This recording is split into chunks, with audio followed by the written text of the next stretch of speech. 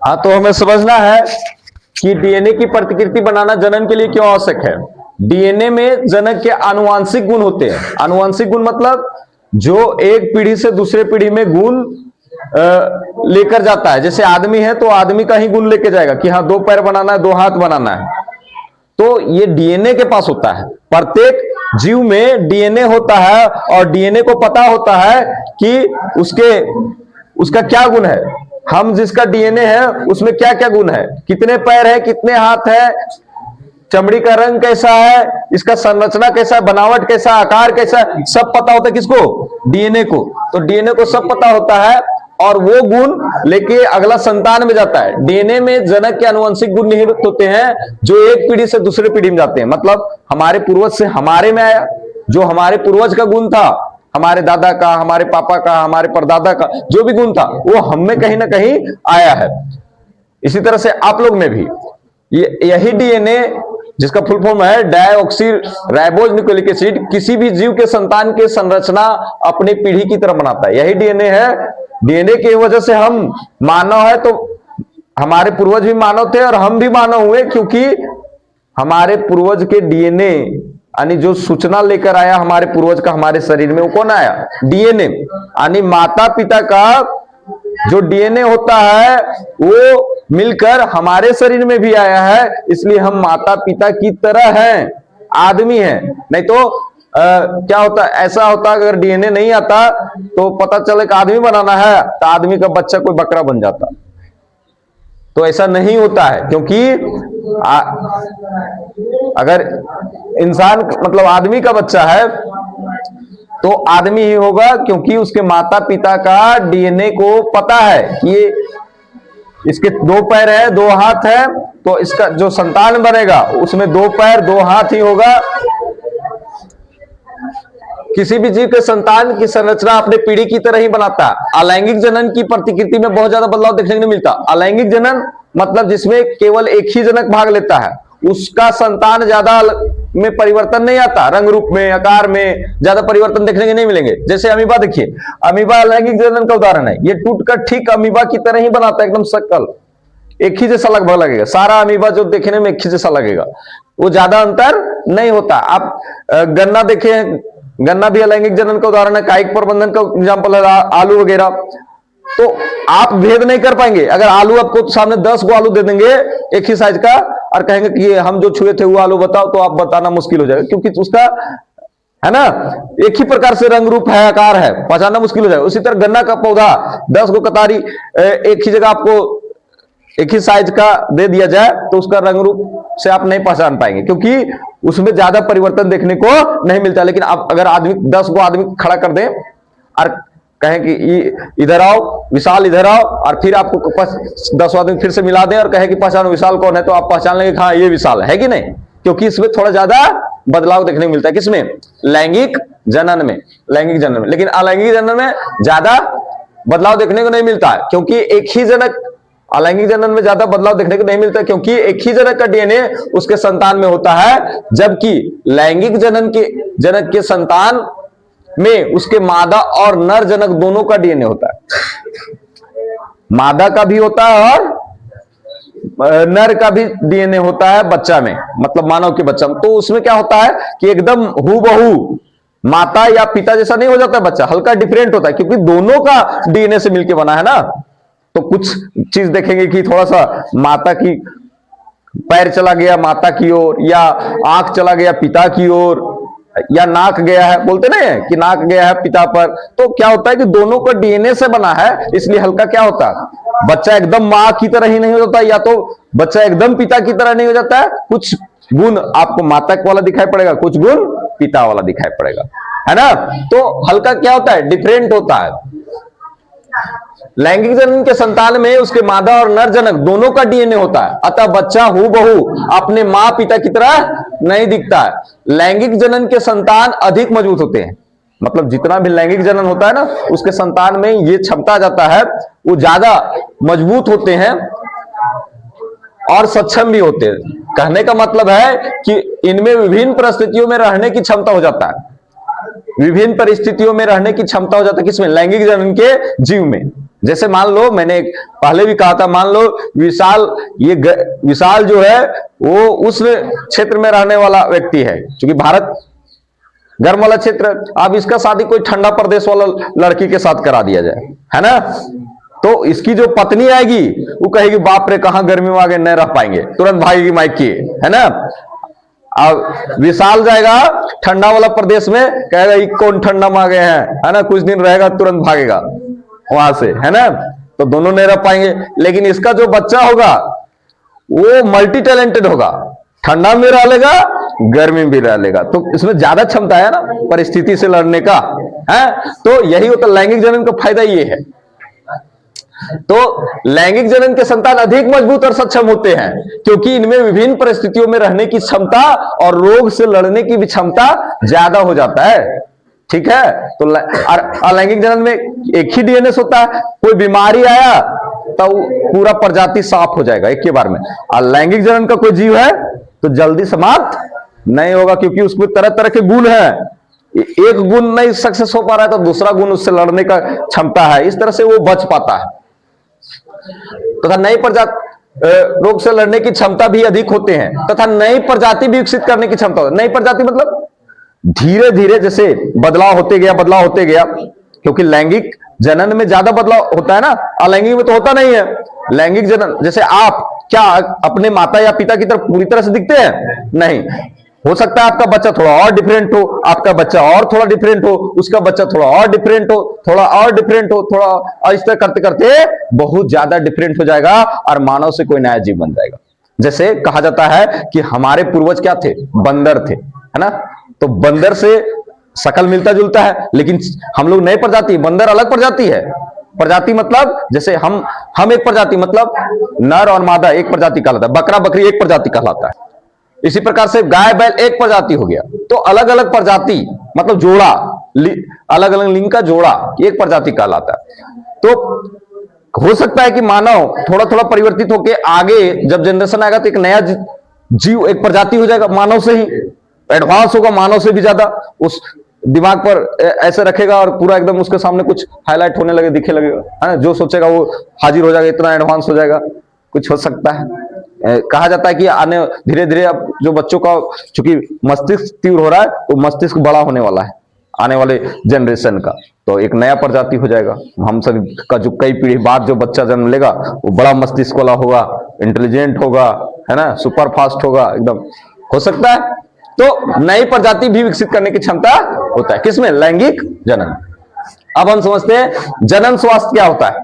जनन स्वास्थ्य, लैंगिक क्रिया द्वारा गर्भधारण करने की संभावना सदैव बनी रहती है, हमेशा ये बनी ही रहती है कि हाँ बच्चा रुक जाएगा। लैंगिक क्रिया द्वारा गर्भधारण की संभावना सदा बनी रहती है, और इस दौरान कई हार्मोन, अब जब गर्भधारण हो जाएगा मतलब बच्चा गर्भ में रुक जाएगा, तो क्या होगा कि जैसे ही रुकेगा कई हार्मोन की उत्पत्ति होती है, माता के गर्भ में कई सारे हार्मोन निकलने लगते हैं, है ना, स्तन का विकास होने लगता है। आपको बताए हैं कि स्तन का विकास कौन सा हार्मोन?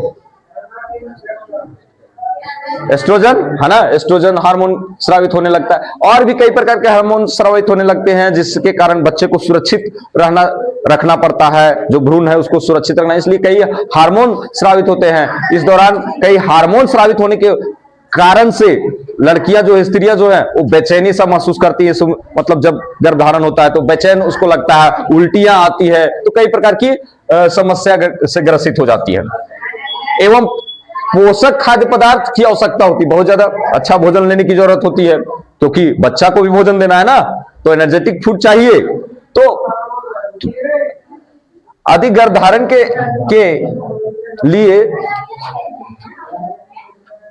स्त्री तैयार नहीं है तो उसके स्वास्थ्य पर गहरा प्रभाव पड़ता है। अगर उस गर्भधारण के लिए मानसिक रूप से तैयार नहीं है, शारीरिक रूप से तैयार नहीं है, मतलब शरीर उस तरह से नहीं हुआ कि घर कोई काज कर सके, 12-13 साल में शादी हो गया, उसका बच्चा भी रुक गया तो बड़ा दिक्कत होगा उसको पलने में, क्योंकि उसका ऑलरेडी शरीर उतना मजबूत नहीं हुआ कि बच्चा को विकसित कर सके। हाँ, बच्चा तो तैयार हो जाएगा, लेकिन उतना क्षमता उसके पास विकसित नहीं हुआ है, तो वैसी स्थिति में, या फिर एक बच्चा हुआ है और साल भर के अंदर दूसरा बच्चा रुक गया, तो उतना तो सारा मजबूती नहीं आता है पार्ट में, है ना, और उतना शरीर में क्योंकि बच्चे को भोजन देने के लिए शरीर से ही भोजन जाता है, तो कहीं ना कहीं शरीर में ब्लड की कमी वगैरह बहुत कुछ हो जाता है एक स्त्री में जब बच्चे को जन्म देती है, और तुरंत बच्चा रुक जाए तो क्या होगा कि फिर उसके स्वास्थ्य पर अच्छा असर नहीं पड़ेगा, क्योंकि वो कमजोर हो जाएगी, हो सकता है बीपी लो हो, कुछ भी हो सकता है, डेथ भी हो सकता है, तो वो उसके स्वास्थ्य पर गहरा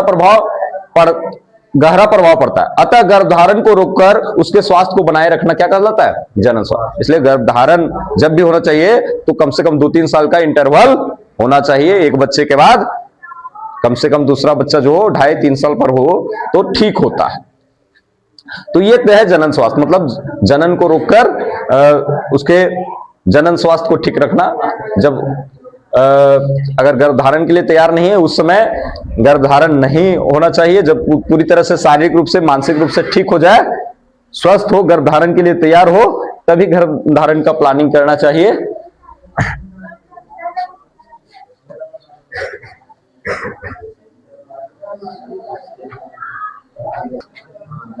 चलिए अब हम समझते हैं गर्भधारण के रोकने के उपाय। मतलब आप अगर शिशु नहीं चाहते हैं तो कैसे रोका जा सकता है? तो सबसे पहले हम समझेंगे रोधक विधियां, मतलब रोकने के उपाय। क्या है रोकने का उपाय? कि सिंपल सा वे है, शुक्राणु को अंडाणु के पास जाने ही मत दीजिए, रोक दीजिए। तो इसमें शुक्राणु को अंडाणु से मिलने को रोका जाता है जिससे निषेचन ना हो, है ना। मतलब ये रोधक विधि हो गया। इसके लिए आप कंडोम का इस्तेमाल कर सकते हैं, जो बैलून लाइक स्ट्रक्चर होता है, वो शुक्राणु को अंदर पहुंचने ही नहीं देता है, मतलब निषेचन की क्रिया यानी जहां अंडवाहिनी होता है वहां तक जाने ही नहीं देता है। दूसरा है गर्भ निरोधक गोलियां, जैसे डायफ्राम हो गया, ये क्या करता है? अंडाणु के विकास को ही रोक देता है। अब अंडाणु ही नहीं तैयार होगा तो बच्चा कैसे बन सकता है? अंडाणु को विकसित ही होने से रोक देता है कौन? डायफ्राम। तो रोधक विधियां हो गया, ठीक है। इसके अलावा रासायनिक विधियां, रासायनिक विधियां में क्या होगा? तो जो दवाई होता है, तरह तरह के दवाई होते हैं जो आपको बच्चा कंज्यूम नहीं होने देगा, बच्चा तैयार नहीं होने देगा। रासायनिक विधियां जिसको कहेंगे, इसमें विभिन्न प्रकार की गोलियों का प्रयोग की जाती है। जो क्या करता है? अंडाणु या शुक्राणु को ही निष्क्रिय कर देता है, मतलब समझिए रूप से उसको डेथ कर देता है, मार देता है, उसको विकसित होने ही नहीं देता है, निष्क्रिय कर देता है।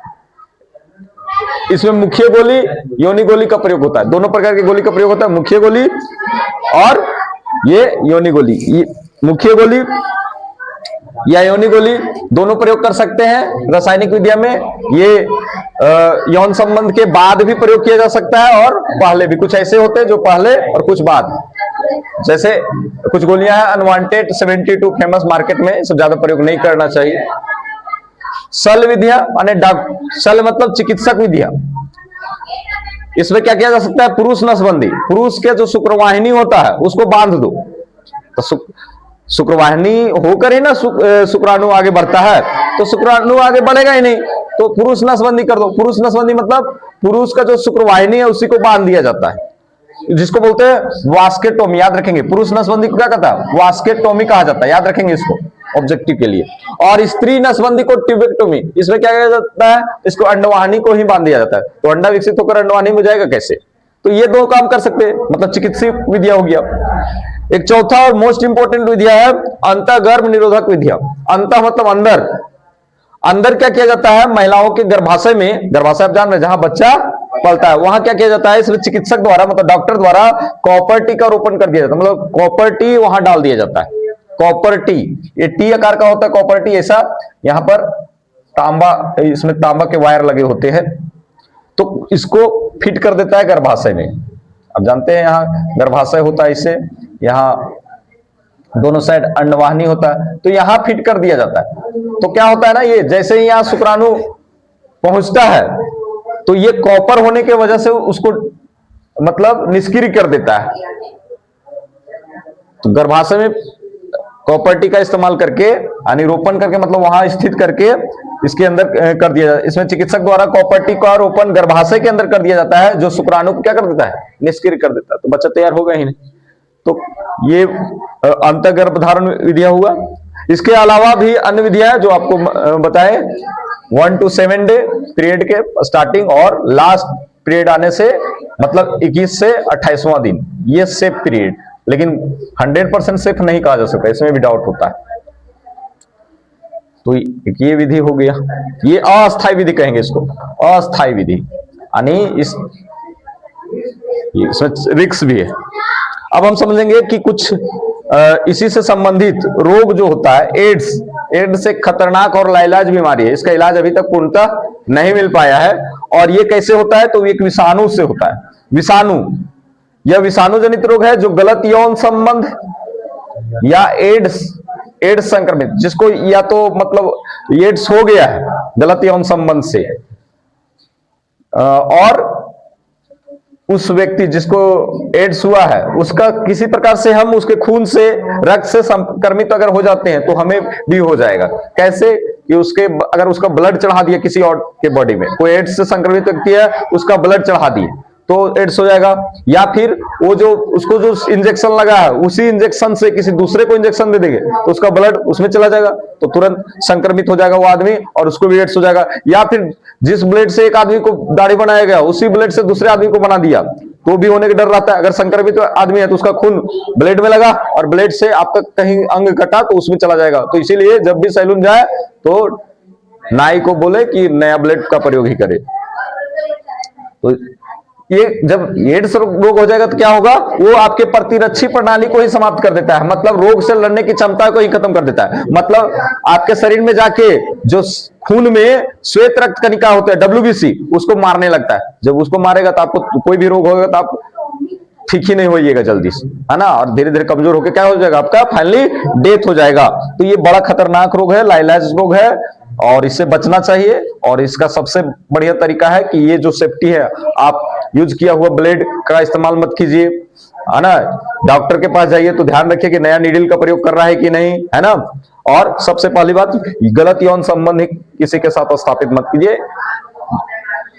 और इसका फुल फॉर्म होता है एड्स का एक्वायर्ड इम्यूनो डिफिशियंसी सिंड्रोम, ये फुल फॉर्म याद रखेंगे, एक्वायर्ड इम्यूनो डिफिशियंसी सिंड्रोम। और HIV जो वायरस है, human immuno deficiency virus victor virus. तो ह्यूमन इम्यूनो क्या करता है, डिफिशियंसी करता है, मतलब इम्यूनो मतलब प्रतिरक्षी को ही खत्म करता है, डिफिशियंसी कर देता है, कमजोर कर देता है, मतलब रोगों से लड़ने का क्षमता को ही कमजोर कर देता है। कौन, ये वायरस जो है। एड्स किस वायरस के कारण होता है, तो HIV वायरस, इसलिए बोलते हैं HIV एड्स। इस वायरस के कारण एड्स हो जाता है। और ये एड्स के जागरूकता के लिए हर एक 1 दिसंबर को एड्स दिवस मनाया जाता है। 1 दिसंबर लगता है आने वाला है, कब है 1 दिसंबर, परसों है एड्स डे, एड्स दिवस। ठीक है, चैप्टर फिनिश हो गया।